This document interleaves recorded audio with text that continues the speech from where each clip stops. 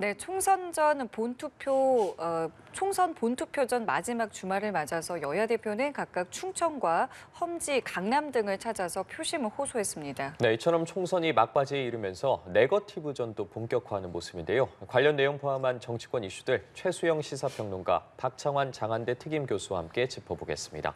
두 분 어서 오십시오. 안녕하십니까? 예, 본투표 전 마지막 주말이 이제 지난 토요일과 일요일이었습니다. 여야 대표가 각각 충청 또 수도권을 찾아서 표심을 호소했는데요. 마지막 주말 또 휴일 유세인 만큼 발언의 수위도 강했습니다. 현장 발언 듣고 본격적인 대담 시작하겠습니다. 저는 다시 한번 규정합니다. 더불어민주당은 여성 혐오 정당입니다. 그렇지 않습니까? 성희롱 정당입니다. 나라를 지켜주십시오. 200석을 가지고 기고만장하면서 벌써 사회권? 왜 자기들은 모든 돈 구석구석에 쪽쪽 범죄로 빨아먹으면서 왜 우리들 보고는 임금을 낮추겠다고 개폼 잡습니까? 지금 이런 얘기들 처음엔 저희도 웃었습니다. 그런데 웃음기가 사라졌어요. 대한민국이 망할 수 있습니다. 귀한 자식일수록 나쁜 짓 하면은 야단치고, 그래도 말 안 들으면 회초리로 때리고, 그래도 안 되면 더 엄하게 징계를 해야죠. 귀하다고 이쁘다고 옹냐 하면서 나쁜 짓 하고 심지어 다른 사람 때리고 훔치고 괜찮아 하면 나중에 살인범 됩니다. 이제는 책임을 묻고 투명하고 합리적인 민주적인 사회로 세계가 인정하는 경제 강국으로 다시 돌아가야죠. 이렇게 앉아서 당할 수는 없지 않습니까? 네, 여야 대표의 주말 휴일 사이에 발언을 함께 모아봤는데요. 어떻게 들으셨습니까? 그러니까 이게 벌써 이제 3일 정도 남고 나니까 여야 대표 표현들이 아주 거칠어지잖아요. 뭐 이게 사실 저는 예견된 겁니다. 그러니까 여야를 떠나서 이렇게 이제 마지막에 지지층 집계를 위해서 이렇게 센 발언도 쏟아내기도 하지만, 사실 이게 어찌 보면 참 이게 바람직하진 않지만 약간 전략적 측면도 있는 게, 이게 가성비가 높은 전략이기 때문에 그래요. 그러니까 선거에서 자신의 비전이나 장점을 홍보를 3번 하는 것보다 상대방 후보 디스 한 번이 더 효과적이라는 그런 사실 이제 뭐 여러 가지 연구 결과도 있는데, 그래서 유명한 말이 있지 않습니까? 이제 그 미셸 오바마가 얘기했잖아요. When they go low, we go high. 그러니까 상대방은 저열하게 나가도 우리는 품격 있게 나가자. 근데 그거는 미셸 오바마의 말이고, 현실 정치에서는 상대가 저열하게 나가면 우린 더 저열하게 나가자입니다.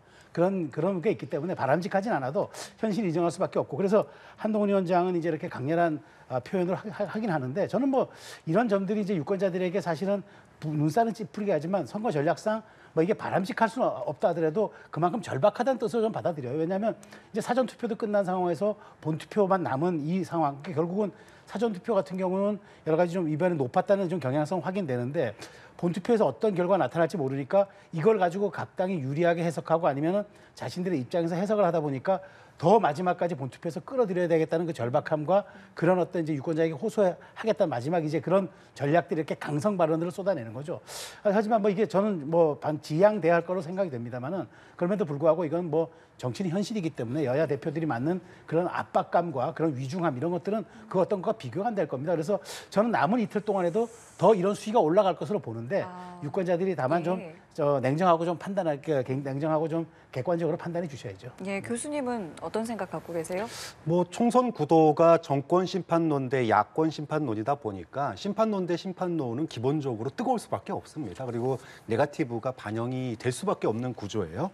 자, 그럼에도 불구하고 주말에 이 양당 대표들의 발언을 보면 판세가 좀 반영돼 있는 듯한 발언이에요. 그러니까 한동훈 비대위원장의 발언을 보면 뭐 범죄, 뭐 개폼, 쓰레기 이런 발언들이잖아요. 그러니까 상대방을 굉장히 이제 인신공격까지 서슴지 않는데, 이게 그럼 누구를 향한 발언이냐? 결국은 지지층 결집을 위한 발언이거든요. 사실 중도를 보면 이런 발언을 쉽게 낼 수가 없습니다. 그렇기 때문에 지금 어려운 선거 구도에서 판세에서 소위 집도키를 잡기 위한 그런 어떤 네거티브성 발언들이 좀 포인트를 이룬다라는 걸 눈여겨볼 지점이고, 반면에 이재명 대표 같은 경우에는 뭐 오냐 하면 살인범 된다. 이게 어디서 한 말이냐면 강남에서 한 말입니다. 그럼 이거는 정확하게 보면은 내 지지층을 결집시키기 위한 발언이 아니라 소위 말해서 산토끼. 중도층, 지난번 대선과 지방선거에서 소위 윤석열 후보나 국민의힘을 찍었던 그런 어떤 중도층의 표를 갖다가 잡기 위한 그런 그 네거티브성 발언이다 보니까 이거는 이제 산토끼 전략인 거죠. 그러니까 결국 이 주말에 이 현재의 판세가 대표들의 발언에도 녹아들어가 있다. 이런 점이 좀 특징적인 발언이라고 볼 수 있겠죠. 예, 양당 대표의 주말 발언 함께 살펴봤고 이번엔 좀 주말 동안 양당 대표가 찾은 유세지에 대해서 이야기 나눠볼 거예요. 한동훈 비대위원장 같은 경우에 충청을 찾았고 이재명 대표 강남 3구를 비롯해서 수도권 격전지를 찾았거든요. 아무래도 각 당에게 주는 의미가 있는 지역들이지 않습니까? 둘 다 똑같이, 그러니까 그 여야할 것 없이 탈환 전략이죠. 그러니까 국민의힘 입장에서는 충청이 전부 28석입니다. 그런데 지난번에는 정말 대패를 하면서 대전 같은 곳은 한 곳도 못 갖고 왔어요. 그러니까 지금 절박한데 이번에도 최소한 그 국민의힘이 얘기하는 120에서 130 정도 최저치까지 간다 하더라도 여기서 10석에서 절반 가까이 갖고 와야 돼요.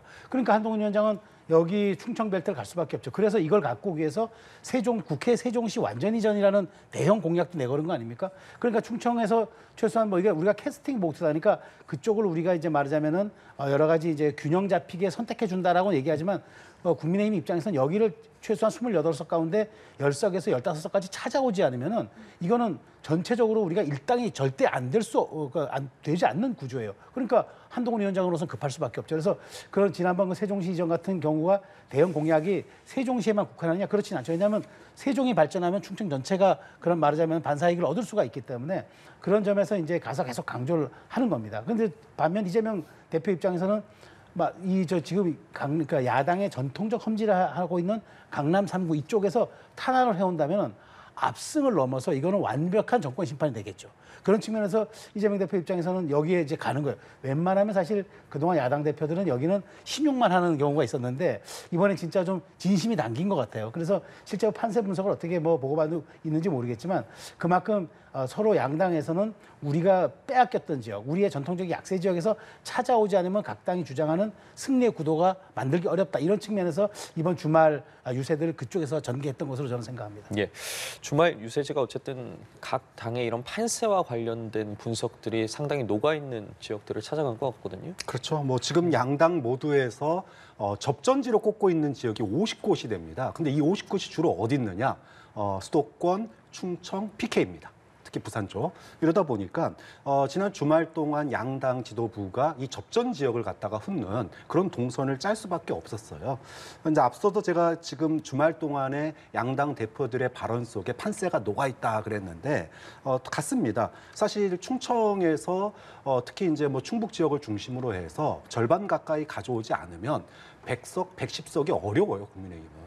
무조건 소위 말해서 절반 가까이 또는 최소 10석 가까이는 가져와야 되는 그런 지역입니다. 이거 못 지키면은 뭐 200석 소위 말해서 야권에 200석 내줘야 되는 상황이고 국민의힘 민주당 입장에서 보면은 지금 이제 소위 말해서 바람을 탔습니다. 정권 심판론의 바람을 탔는데 굉장히 상징적인 지역이 PK하고 강남이에요. 그러니까 물론 PK에서 이제 그래서 토요일 날 PK에서 이제 선거 운동을 했던 거고 이제 어제 같은 경우에는 강남 3구를 갔는데 그동안에 강남 3구에서 한두 곳 정도를 이렇게 민주당이 가져온 적은 있지만 이번 같은 경우에는 잘하면은 두세 곳 이상을 가져올 수 있는 그런 가능성이 있거든요. 만약에 이걸 가져오게 되면 이재명 대표로서는 소위 압승 그러니까 소위 중도표를 가져온 것뿐만 아니라 소위 국민의힘에게 그 텃밭이었던 지역까지 가져오는 그런 효과가 있기 때문에 민주당으로서는 굉장히 이제 대승을 위한 소위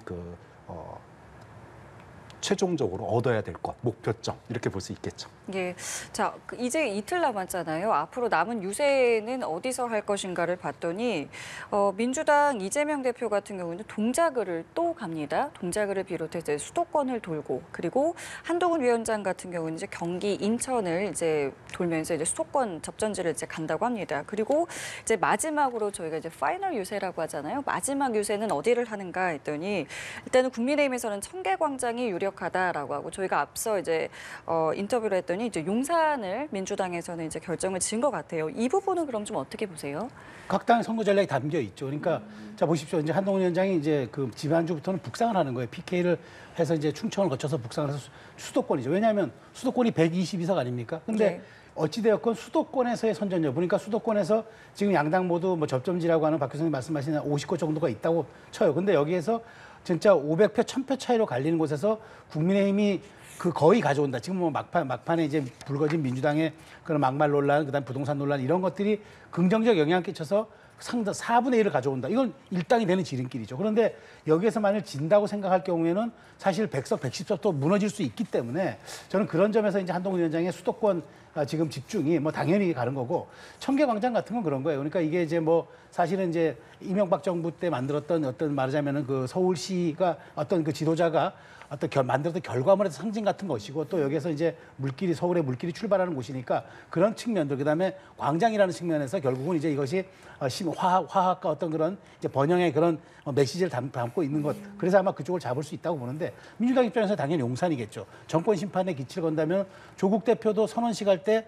그 용산 간 것처럼 민주당은 아마 이제 마지막 시작과 마지막을 아마 용산서 하게 된다는 그런 이제 상징성을 띠게 된 전략 같은데 그렇습니다. 이런 퍼포먼스가 과연 어떻게 그 실제 표심에 미치는 영향은 그다지 크진 않을 걸로 보는데 다만 담긴 전략과 메시지가 그런 거겠죠.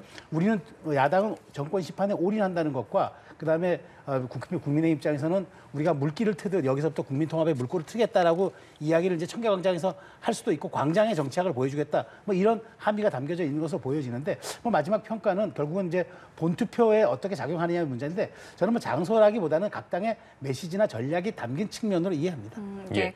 남은 이틀간의 어떤 유세 일정과 장소 선정에 대해서는 어떻게 보고 계세요? 그러니까 이제 국민의힘이 마지막 그 유세를 청계광장에서 한다는 게 저는 뭐 청계광장의 지역적 상징성 이거는 별로 없다고 봐요. 왜냐하면 그동안에 뭐 촛불 집회를 했던 곳이기도 하고 뭐 맞불 집회도 있었지만 그런 측면에서 지역의 상징성보다는 장소의 상징성보다는 좀 지지층이 결집하는 거를 마지막 모습을 보여주는 거 아닌가. 지금 국민의힘에서는 가장 시급한 게 뭐니 해도 이 소위 말해서 탄핵 저지선, 개헌 저지선을 만드는 겁니다. 그러면 지지층이 결집해야 돼요. 그럼 지지층 결집을 어떻게 보여줄 수 있느냐?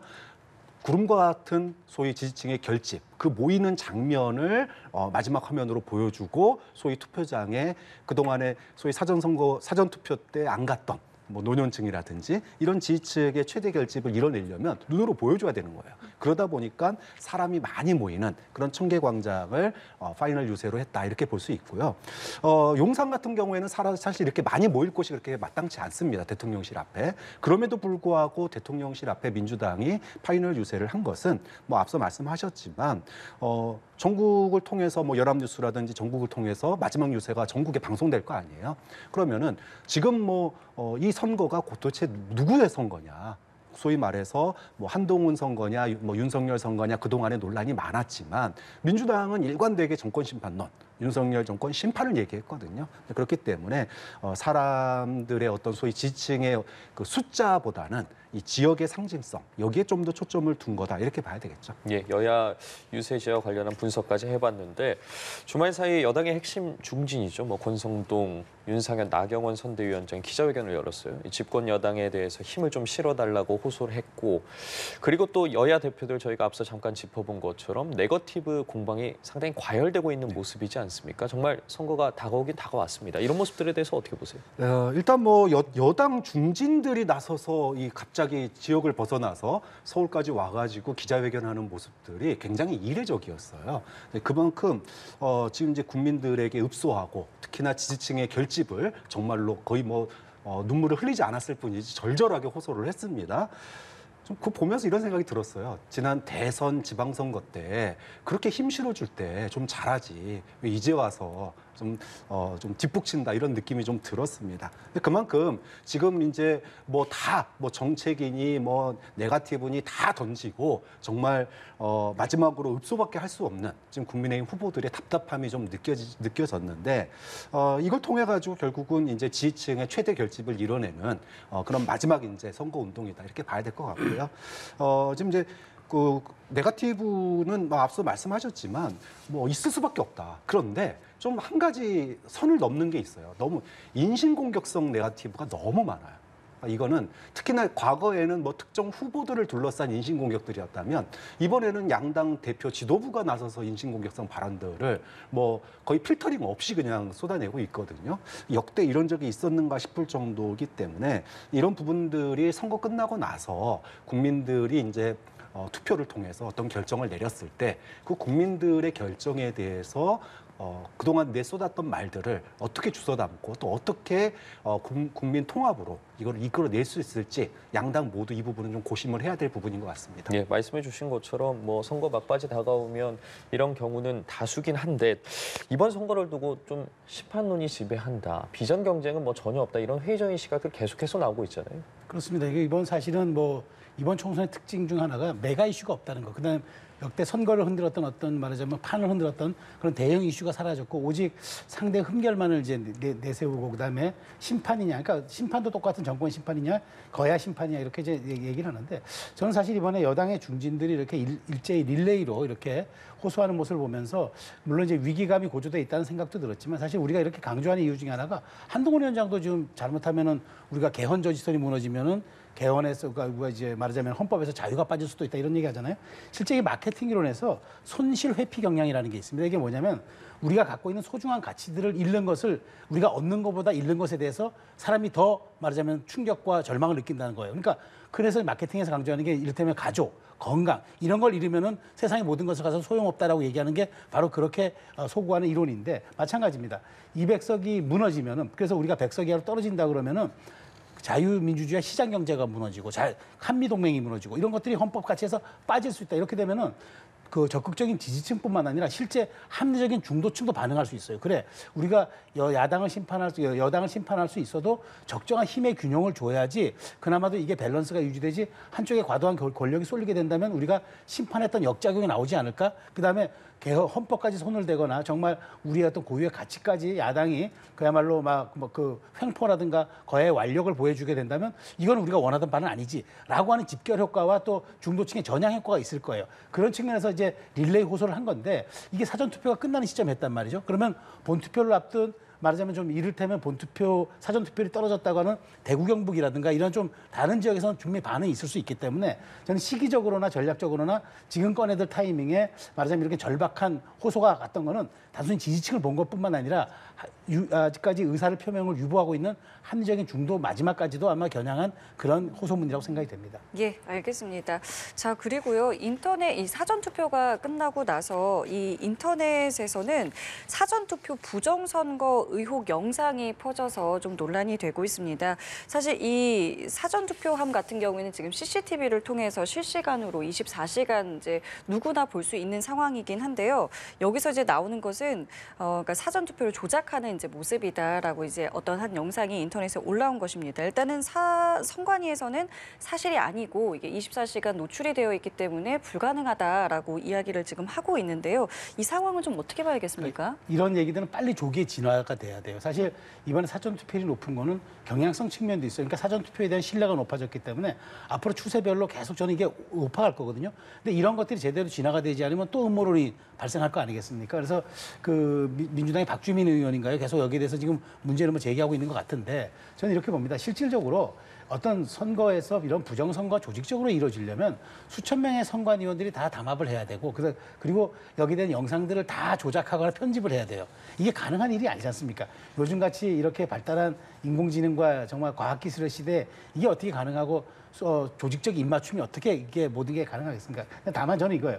이게 지금 얘기한 대로 우체국에서 받은 이제 회송용 봉투를 다시 이제 넣었다는 것 아닙니까? 이제 그게 이제 실시간으로 감독되고 그다음에 그렇게 할 때는 이게 아무리 사각지대라고 하더라도 다 양당의 참관인들이 다 입회하에서 이렇게 하는 거기 때문에 있을 수가 없겠죠. 왜냐하면 한쪽만 보는 게 아니지 않습니까? 그래서 어쨌든 이 부분은 선관위가 빨리 제대로 해명해야 되고 여기에 대해서는 정치권이 가세하면 안 됩니다. 유튜버들은 제기할 수 있어요. 뭐 그것이 돈벌이도 될 수도 있고 뭐 자신들의 어떤 뭐 마케팅에 도움이 될 수도 있다고 생각하지만 그렇지만 이것이 행정기관에서 책임지게 소명한다 그러고 이제 자료가 입증되면은 정치권은 빨리 진화에 나서서 양 진영에다 얘기를 해줘야 돼요. 그래야만 앞으로 이 사전투표라는 데 대해서 음모론도 사라질 뿐더러 국민의 대의민주주의가 훼손되지 않아요. 이런 측면은 빨리 저는 정치권이 여기에 대해서는 일관된 한 목소리를 내가지고 진화를 해줘야 한다라고 생각합니다. 예, 어떻게 이 상황을 좀 보고 계시는지요? 보수 일각에서 꾸준하게 이제 부정선거 또 선관위에 대한 의혹을 제기한 게 뭐 하루 이틀이 아닙니다. 이런 논란 때문이었는지 윤석열 정부 들어서서 선관위 사무처장, 사실 사무총장은요, 선관위 사무총장은 선관위 직원들이 이제까지 맡아왔거든요.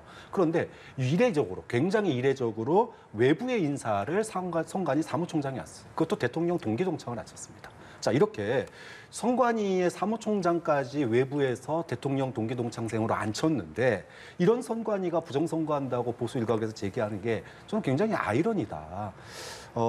정상적인 행위를 갖다가 마치 그게 부정이냐 이런 걸 우리는 이제 유언비어라고 하잖아요. 그럴듯하게 영상에 맞춰서 이렇게 하는 건데 저는 선관위 또는 이제 이 선관위나 또는 이제 국가의 이 선거 관리 정책에 있어서 이 부분은 뭐 충분히 해명이 가능하고 또 있을 수 없는 일이기 때문에 뭐 얼마든지 할 수 있지만 문제는 이런 그 부정선거를 계속 의혹을 부풀리고 확인하지 않고 그렇게 이게 부정선거다 이렇게 주장을 하는 것들은 이제는 좀 국민들에게 너무 식상하기도 하고 또 이 수많은 선관위 그 위원들 24시간 오픈되는 공간에서 버젓이 그 영상이 찍히고 있는 걸 아는데 과연 부정선거를 치를 수 있는 사람이 있겠느냐는 선관위의 이 말들이 해명이 국민들에게 좀 공감을 얻을 거다 그렇게 봅니다. 예, 부정선거와 관련된 이야기 나왔는데 이런 논란도 터져 나왔습니다. 지난 3일에 이 김민석 민주당 총선 상황실장이 사전투표율 목표치를 이제 31.3%라고 말을 했는데 실제 사전투표율이 31.28%를 기록하지 않았습니까? 그러자 여권 일부에서 부정선거와 관련된 의혹을 제기를 했는데 이 상황은 또 어떻게 보세요? 그러니까 뭐 사실 여당 그러니까 대통령 임명한 분이 선관위 사무총장인데 어떻게 부정선거가 가능하겠습니까? 이게 저는 그 김민석 그 어떤 상황실장이 이렇게 얘기를 한 거는 전 제가 보기에 나름대로 데이터들 집계를 한 거예요. 그러니까 중앙선거관리위원회가 이번에 유권자 의식조사를 했는데 바로 이제 4일날 조사를 한 거예요. 거기에 보면은 국민한테 물었어요. 사전투표 하겠냐고 물었다니까 국민의 42.7%가 사전투표를 하겠다고 답을 했어요. 그러니까 그런 데이터를 놓고 이제 여러 가지 추산하는 거죠. 지지층 그동안 지지의 패턴들, 그다음에 각 지역에서 올라왔던 그런 정보 자료들을 쭉 취합하다 보니까 아마 31.5간이 될 것 같은데 이제 이렇게 찍었겠죠. 그런데 그게 우연히 맞아떨어진 건데 그게 어떻게 국민들이 그 민주당이 계획한 대로 사전투표를 할 수가 있겠습니까? 그거는 어쨌든 그 민주당이 좀 정확한 흐름과 데이터를 보고 분석을 했다 이렇게 봐야 될 것 같고요. 저는 이렇게 봅니다. 지금 그만큼 지금 선거의 과학적 추세들이 이제 입증이 되고 있는 전 사례라고 봐요. 그래서 저는 앞으로 이제 이 사전투표가 이제 이틀이 되고 본투표가 하루가 되잖아요. 그래서 저는 이제 뭐 사전투표가 만일 세면 옛날에 본투표를 견인한다 이랬는데 견인하는 효과는 이제 거의 없는 것 같고 오히려 분산하는 효과가 있어가지고 저는 이게 아마 이제 이번 대선 다음 총선 정도 거치면 사전투표와 본투표의 비율이 5대5까지도 갈 수 있다고 봐요. 이게 이제 한 10여 년 상황이면 이제 사람들이 여기에 대한 신뢰라든가 효용감, 그다음에 편리성 이런 것들이 다 감안되면 앞으로 상승할 텐데 다만 저는 이제 31.28% 맞춘 거는 그럼 민주당에서 과연 그런 본투표율까지 맞출 것인가 이제 그게 저는 조금 궁금은 한데 어찌됐건 저는 최종 투표율도 지난 대선이 77과 지난 총선이 67, 그 사이 여간 70 언저리에서 될 거다. 그러니까 아마 71%를 예상한 것 같은데 저도 사실은 뭐 방송에서 굳이 물으면 저도 70에서 71% 사이를 얘기하거든요. 예. 그런 추세선으로 봐야지 이걸 어떤 일종하게 어떤 음모론을 좀 대입시키는 건 조금 과도한 해석이라고 봅니다. 예, 당사자인 김민석 실장 같은 경우에도 좀 웃어 넘기는 모습이거든요. 네, 내가 문어보다 낫구나 이런 뿌듯함이 들지 않았을까. 사실 맞추는 거 쉽지는 않을 텐데 돗자리 깔아야 될 것 같습니다. 근데 저는 이제 김민석 상황실장의 어떤 그 맞춘 거보다 그에 대한 이 보수 일각, 특히 정치권 일각의 목소리에 더 주목을 하고 싶어요. 황교안 전 대표라든지 이제 과거부터 부정선거 의혹을 제기해 왔던 분들이 이제 물 만난 듯이 이제 발언들을 내쏟고 있는데 전 이게 좀 심상치 않아 보여요. 왜냐하면 이제 지금 만약에 국민의힘이 예상대로 만약에 패배를 한다. 그것도 대패를 한다. 이랬을 경우 여권의 리더십은 급격하게 붕괴를 하게 됩니다. 자, 여권의 리더십이 급격하게 붕괴됐을 때 대안으로 제시될 수 있는 세력이 여러 명 꼽히는 것 중에 또 이런 보수 일각의 목소리가 나올 수도 있거든요. 그러니까 우리가 왜 패배했을까? 이거 제대로 못해서 패배한 거야. 더 세게, 더 우측으로 갔어야 되는데 마치 그래서 후보 사퇴를 왜 시켰어? 도태우라든지 장해찬이라든지 다 후보 사퇴 시키면 안 됐어. 그게 패배의 원인이야. 이렇게 얘기하는 사람들이 여기에 붙을 수도 있거든요. 좀 그런 측면에서 이런 목소리가 여권 내에 향후 소위 리더십의 공백 상태를 노린 그런 발언들일 수도 있기 때문에 이 부분은 좀 지켜볼 대목인 것 같아요. 알겠습니다. 자, 이렇게 31.28%라는 역대 가장 높은 사전 투표율이 이제 이틀 앞으로 다가온 본투표에는 어떤 영향을 줄 것인지에 대해서도 참 궁금한데요. 아까 말씀하셨어요. 70, 아까 뭐라고 저는 말씀하셨어요? 70에서 71 정도로 70에서 최종 71. 투표를 생각합니다. 네. 그러면은 이전 총선보다도 더 높게 높죠. 4~5% 나갈 높은 거죠. 것이다. 네, 네. 그 배경은 뭐라고 보고 계세요? 그러니까 지금 저는 진보 진영에서 사전 투표율이 높았다니까 이른바 말하자면 그러니까 등고 네. 그다음에 영저 얘기하잖아요. 호남에서 높았고 영남에서 낮았다 해서 등고 영저라고 뭐 일부 언론에서는 얘기를 하는데 예. 이건 그런 거죠. 그 나머지 저는 본투표에서 거의 보완이 된다고 봐요. 그러니까 사전 투표율이 조금 부족했던 지역은 본투표에서 저는 보완이 된다고 보기 때문에 저는 그런 점들은 이제 제가 그래서 이것이 뭐 사전이 본투표를 견인하는 견인 효과보다는 오히려 분산하는 분산 효과에 제가 더 말하자면 예. 이제 가능성이 있다고 보는 건데 그렇게 놓고 보면은 이제 사전 투표율이 조금 저조했던 지역은 그게 오르겠죠. 그런 측면에서 놓고 보면 여기에 대해서 우리가 뭐 과도하게 해석하는 건 그렇고 어쨌든 지난 대선이 양대 진영이 최대 집계를 한 거 아닙니까? 77%. 그러면 민주당의 이론대로 하면은 정말 투표율이 높았던 때에서는 진보 진영이 다 이겼어야 돼요. 그런데 0.75%포인트 차로 윤석열 대통령이 이긴 거 아닙니까? 그렇다면 보수 진영도 아는 거예요. 투표율이 높아져도 꼭 우리가 지는 것은 아니다. 그러니까 이른바 정치적 효능감을 확인했기 때문에 그것을 또 몸으로 체화를 한번 해봤기 때문에 이번에 아마 마지막까지 저는 참여율이 높을 거라고 봐요. 영남 이런 데서 조금 빠졌던 지역들은. 그렇게 된다면은 저는 균형이 맞춰질 거로 봐서 이번에도 70%가 넘었기 때문에 민주당이 굉장히 유리할 것이다라는 전망보다는 오히려 이 보수층이 얼마큼 마지막에 또 그만큼 투표장에 집결한 거기 때문에 저는 그것을 너무 한쪽의 진영의 유불리로 해석하는 거는 이건 약간 오류일 수 있다는 생각이 들어서 어쨌든 70% 저는 갈 거로 보는데 네. 그것이 민주당에 완전하게 경도된 정권 심판론이다. 이렇게 좀 동의하기는 어렵습니다. 이 총선에서 투표율이 70%를 넘긴 거를 제가 알아봤더니 32년 전이더라고요. 뭐 어떻게 보세요? 이번에도 정말 좀 높게 나올 것이다. 뭐 동의하시는지요? 근데 역대 선거 제 기억에 예. 총선에서 70% 넘은 적이 없어요. 저는 69%를 보는데 그러니까 안 왜냐하면 넘는 거네요. 이 견인 효과는 있다고 봅니다. 저는 이제 사전 투표에서의 상승률이 결국은 최종 투표의 상승률로 이어질 거다. 그렇게 봤을 때 지난번에 66%좀 넘었잖아요. 거기서 한 2% 정도 오른다면 69%에는 근접하지 않을까 이렇게 봅니다. 그럼 이런 투표율 상승의 원인은 이번 총선은 좀 특이한 선거였어요. 역대 보수나 진보 또는 중도층이 한 번씩 다 결집한 총선이 없었습니다. 소위 바람이 불면 어느 한쪽의 결집은 있을지언정 대선 같은 경우에는 양쪽의 결집이 다 일어나요. 그렇지만 중도는 또 결집이 안 됩니다. 총선에서 양쪽이 결집한 경우는 매우 그렇죠. 드물다는 이번 같은 것이죠. 경우에 소위 1, 2월 달에 한동훈 효과라고 그래서 소위 민주당의 공천 불쇼 때문에 여권이 한번 결집을 했었고요. 그래서 지지율이 굉장히 높게 나왔었습니다. 그러다가 이 정권 심판론이 확산되면서 조국 신드롬까지 일어났어요. 이번에는 진보 진영의 결집이 일어났고 또 제3지대의 등장으로 인해서 특히 이제 그 제3지대가 노렸던 그 중도층이 정권 심판론으로 기울면서 이게 조국 혁신당으로 이제 쏠림 현상이 있었습니다. 자, 이렇게 대한민국의 정치 진영이라고 할 수 있는 모든 지지층들이 다 한 번씩 결집됐기 때문에 자연스럽게 이거는 투표율 상승으로 이어질 수밖에 없다. 이렇게 봤고 그게 이번에 이제 사전 투표율에 높은 사전 투표율이 나온 거고 투표율 상승으로 이어질 거라고 본 겁니다. 그러면 이 결과는 누구에게 유리하냐? 이거는 확률적으로도 지금 현재 정권 심판론의 여론이 크게 바뀌는 여론조사가 없습니다. 지금 한 3주 가까이 정권 심판론의 비율이 떨어지지를 않고 있어요. 결국 이것이 높은 투표율에 그대로 반영이 될 것이기 때문에 야당에게 좀 더 유리한 그런 결과로 이어질 가능성이 좀 높다고 봅니다. 이틀 새 변수는 없을까요?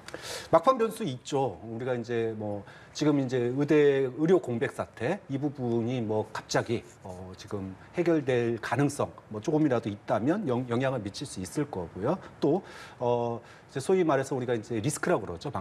막말이라든지 실언 이런 것들이 어떤 특정 세대나 특정 지역의 어떤 반감을 일으킬 수 있는 이제 그런 발언들이 나온다면 이것도 굉장히 큰 리스크가 될 수 있습니다. 하지만 이미 이제 우리가 높은 사전 투표율로 이미 이제 투표에 어느 정도 반영이 됐기 때문에 남은 이틀 동안에 커다란 어떤 소위 흐름을 바꿀 만한 그런 변수는 나오기 좀 어렵지 않을까. 이렇게. 변수에 대해서는 어떤 생각 갖고 글쎄 계세요? 뭐 저도 동의합니다. 지금 뭐 이틀 정도 남았기 때문에 뭐 사실 양쪽으로 수렴되거나 이제 지지 성향이 다 가진 분들은 어느 정도 결정을 했다고 봐야죠. 이제 본투표 날만 기다린다고 이제 보면 될 것 같은데 다만 그런 건 있을 겁니다. 그러니까 우리가 상식을 뛰어넘는 그 이상의 어떤 그런 뭐 사실 변수가 나올 수도 있죠. 그러니까 뭐 실언이 있을 수도 있고 뭐 행동이 있을 수도 있고 여러 가지가 있을 수도 있겠는데 저는 포지티브한 쪽으로는 이제 그 의협 갈등, 의정 갈등이 어찌되었건 뭐 물꼬를 찾는다면 당장 이제 내 화수 사이에 뭐 어떤 말하자면 전격적으로 타결했다든가 뭐 이런 소식이 전해진다 그러면은 이거는 여권에 조금 유리하게 작용하는 이슈가 되겠고 그다음에 다만 이제 이런 지금 뭐 막말 같은 경우는 어느 정도 다 반영이 됐는데 이제는 제가 그래요. 이제는 오히려 오만해 보이거나 이제 누군가 여기서 이제 우리가 거의 200석 이상이 확정됐다거나 뭐 이렇게 이제 얘기를 하거나 혹은 또 이쪽에서 또 반대쪽에서는 또 이제 우리가 뭐 일당이 되는 게 뭐 확실하다거나 이런 이제 오만의 모습들이 이제 비춰질 경우에는 약간 역풍이 있을 수 있을 거예요. 그러니까 이런 정도는 이제 본인들이 아마 당 지도부도 다 그 어떤 생각을 하고 있기 때문에 큰 문제는 없을 거라고 보여서 이제부터는 이제 조금 더 정제된 표현들 그런 것들이 주력해야 될 타이밍이 아닌가 봐요. 예, 알겠습니다.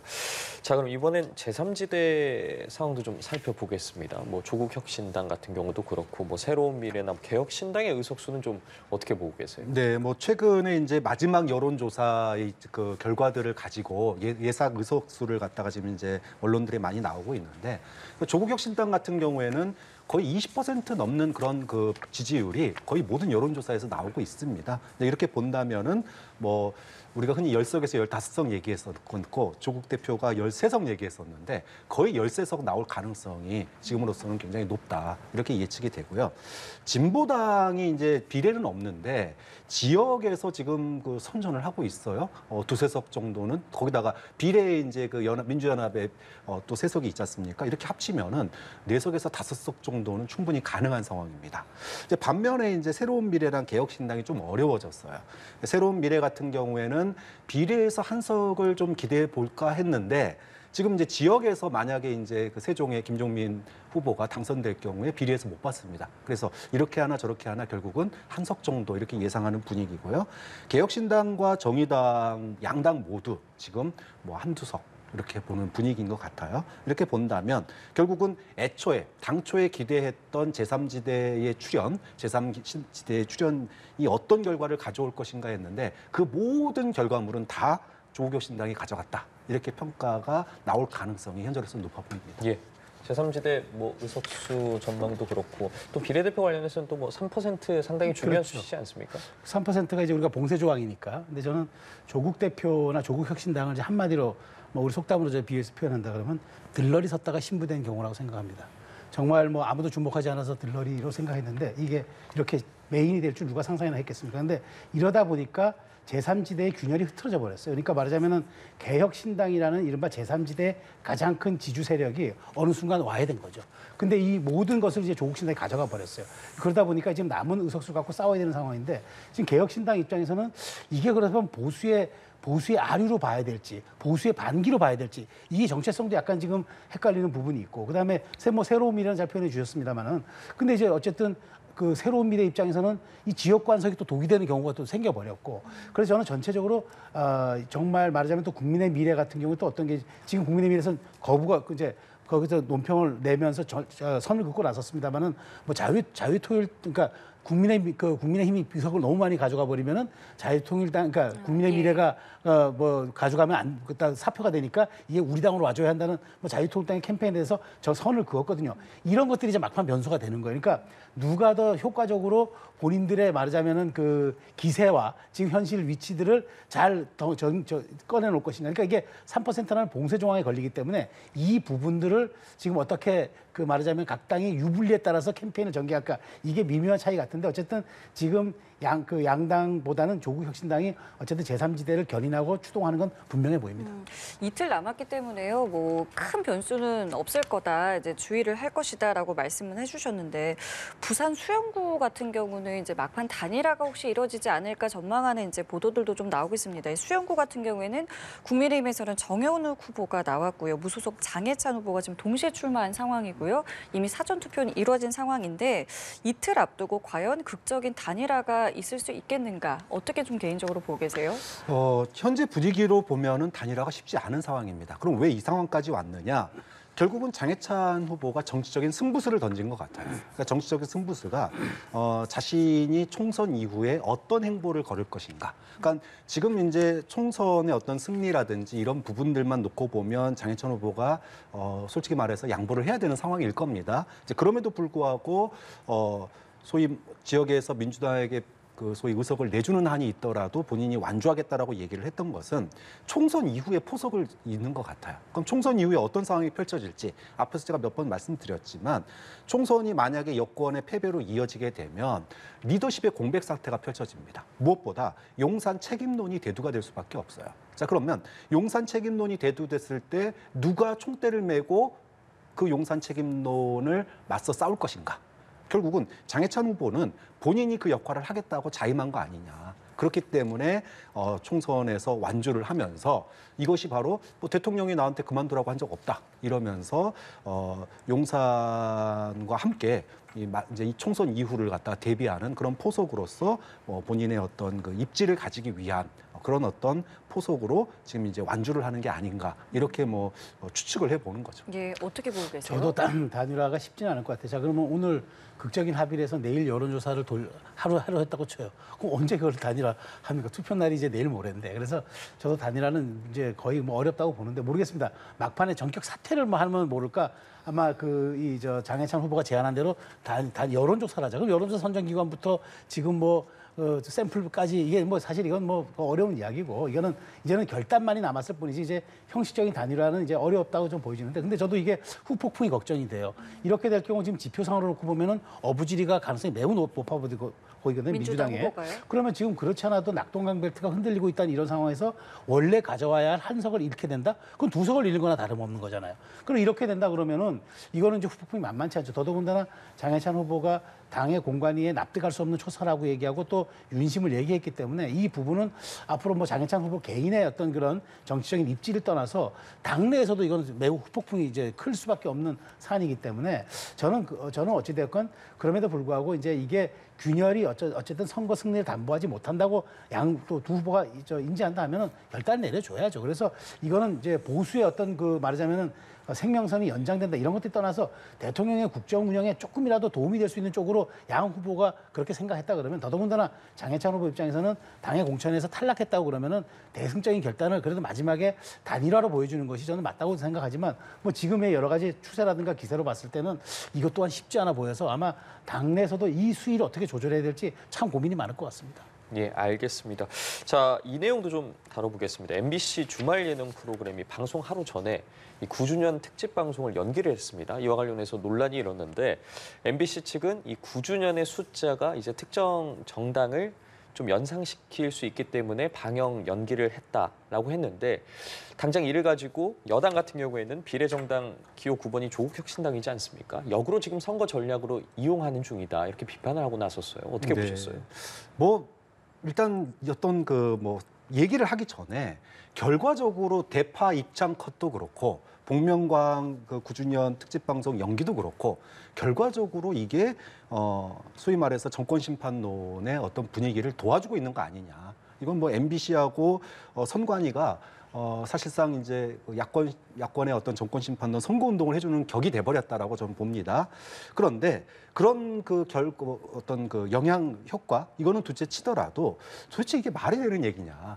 대파가 입장 컷을 당하는 이게 뭐 클럽도 아니고 참 그냥 우프인데 MBC 측의 이 9주년 특집 방송 연기는 이거는 좀 해도 너무한 거 아닌가? 이게 소위 말해서 그동안 현 정부가 방송 장악의 어떤 분위기 이것들이 있었는데 결국은 이렇게 방송과 언론이 알아서 소위 권력에 이렇게 고개를 숙이게끔 만든 효과를 지금 보고 있는 거 아니냐. 사실 이것뿐만이 아닙니다. YTN 민영화 이후에 갑자기 대선대 이제 방송을 가지고 사과를 한 모습도 있었는데 이제 이런 것들이 국민들이 현재의 어떤 현 정부의 방송 장악에 대한 그런 불신을 불러일으키는 계기가 됐기 때문에 오히려 역효과만 났다 이렇게 평가할 수밖에 없죠.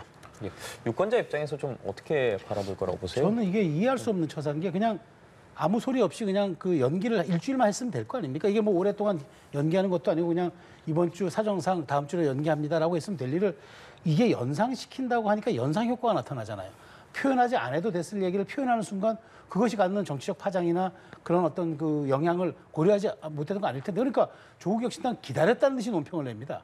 이게 그러니까 지금 국민의힘에서 이거 짜고 치는 고스톱이 아니냐고 지적을 하는 거죠. 그러니까 굳이 저는 공영방송이 이렇게 했어야 될까? 그러니까 그냥 자연스럽게 논란을 피하기 위해서 그냥 우리가 일주일로 연기해 수년했습니다 하면 될 일을 저는 구라고 그래서 그게 연상되지 않았을 것 같아요. 근데 그렇게 하는 순간 연상이 되잖아요. 뭐 코끼리는 생각하지만 하는 순간 코끼리가 생각나듯이. 그래서 저는 이거는 매우 부적절한 타이밍이었고 그다음에 그냥 했으면 될 일이었다. 근데 어쨌든 이제 한 주 연기하기로 했으니까 저는 이 논란이 빨리 사그라들었으면 좋겠어요. 왜냐하면 이 자체가 본질도 아니고 예능 프로그램 하나가 연기되는 걸 가지고 무슨 우리가 이것이 정권 탄압이냐. 아니 이게 방심위가 권고했다 그러면 이건 당연히 관권 선거 의혹이 있겠지만 알아서 자체적으로 했다는 것 아니겠습니까? 그렇다면 본인들이 여러 가지 판단해서 했을 거라는 얘기인데 굳이 이 시점에 그런 표현을 해가지고 정치권에 더 오해를 살 수 있는 연상효과를 전 제공했던 거 이거는 저는 적절하지 못했던 것으로 보여서 앞으로 이거 뭐 끝나는 사안이지만 저는 굳이 이렇게까지 했어야 됐을까라는 약간의 지적은 드리지 않을 수 없습니다. 알겠습니다. 오늘 두 분 말씀 저희 여기까지 함께하도록 하겠습니다. 지금까지 최수영 시사평론가 박창환 장한대 특임교수와 함께했습니다. 두 분 감사합니다. 고맙습니다.